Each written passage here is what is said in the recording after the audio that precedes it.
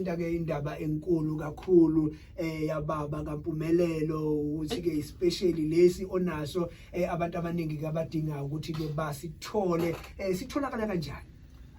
Sikhona mfowethu bayafika kumina nokuba postela bayaposteleka baba kaMpumelelo. Ubaba kaMpumelelo. Yes, umpostela kodwa kunemithetho. Okay. Yokuthi mefika ngalena khonto ngithi ngicela uyenze ngoba usosebanjwe izandla eziningi. Yes. Phela baba bake emsebenzini osisi bethu laba abasebenza kophepha. Yes, Yeah.